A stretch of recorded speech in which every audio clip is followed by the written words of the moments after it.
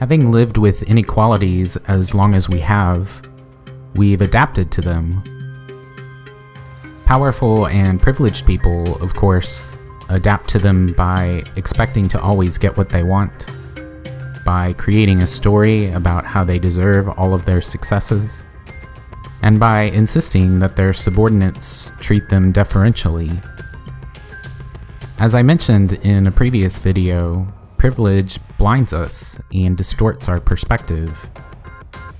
We start to see our own little inconveniences as enormous hardships, and at the same time, we minimize the truly devastating hardships others have to endure. But it's also interesting to consider how unprivileged or oppressed people adapt to living in an unequal society. Sometimes they accept it, sometimes they resist it. But research shows they often end up doing both at the same time. One way to adapt, for instance, is to form a subculture. Joining one can be a very fulfilling experience, making people more comfortable with their own identity and giving them a chance to be accepted for who they are.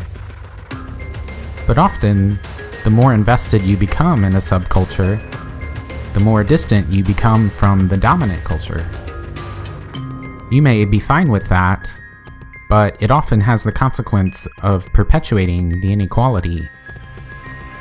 You're pretty much accepting that they're going to shut you out, so you aren't even going to try to play by their rules. The same is true of people who become drug dealers or scammers or sell things on the black market instead of trying to earn what most of us would consider an honest living. Often, doing those kinds of work are the only way marginalized people can actually earn a living at all. But these are industries that prey on addicts, the elderly, the uneducated, and other easy marks. It creates a situation where some marginalized people are trying to rise up by kicking other marginalized people when they're already down. And then, of course, there are the people who accept their marginalized status, at least outwardly.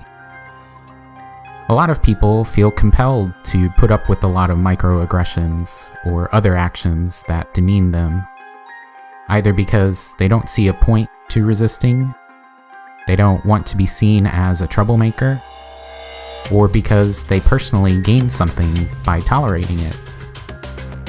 A woman in a male-dominated industry, for example, might feel compelled to tolerate sexist comments because she feels being a woman already puts her at a disadvantage, and she can't afford to speak out without jeopardizing her career. Not challenging inequalities can even be bartered, so to speak, for other benefits. Many blue-collar or unskilled workers, for instance, won't challenge their management as long as management gives them some autonomy and doesn't demean them by monitoring them too closely.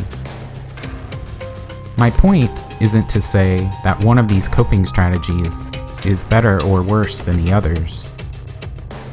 My point is just that we all cope. We all adapt to wherever we fall in our social hierarchies, no matter where we fall in the pecking order.